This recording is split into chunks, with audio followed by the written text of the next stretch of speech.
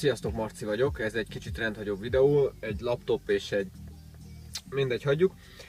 A héten beszereztem 2 darab kábelt, beszereztem egyszer, mutatom, 5, és milyen érdekes, beszereztem 5. Ránézésre egyformák, de nem. Ő 2500 forint volt, egy idegentől vettem. Ő pedig kerek 6900 forint, őt az iStyle-ba vettem. Majd ezt kifütyölöm, vagy nem.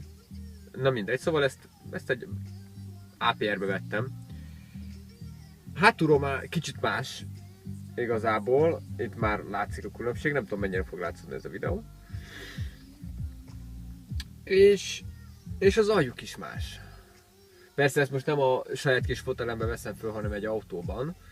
Ez csak úgy gyorsan érdekességképpen.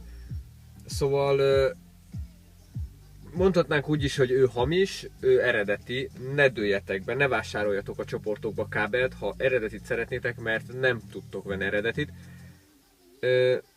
Mondhatnám, hogy ez a nem eredeti, ugye a 2500 forintos beszédes, tehát hiába mondják azt, hogy van rajta szám, tehát most így kibontom nektek, a másikat egyelőre nem szeretném még kibontani. Ezen nem tudom mennyire látszik, de ez tényleg ez egy doboz, van benne garancia, belül nem tudom mennyire látszik, benne van. Viszont van hozzá egy ilyen kis sorja, ez nem tudom mennyire jár hozzá gyárilag, nem jár, tehát az nincs kibontva, de biztos, hogy nem lesz ilyen. Tehát ránézésre ez eredeti, de nem az. Tehát itt tudnak átvenni titeket, amikor azt mondják, hogy nem működik az eredeti kábelem ezért. Mert eredetit csak olyan helyen tudsz venni, és nem pár száz forintért. De megfáztam amúgy. Sajnos ez még egy kicsit dob a dolgon, ezt csak így SOS-be fölvettem érdekességképpen nektek. Egy bővebb videóval fogok jelentkezni, amiben ezt majd jobban leírom, hogy szóval ne vegyetek a csoportba kábelt, körülbelül ennyit tudok előjáróba ajánlani.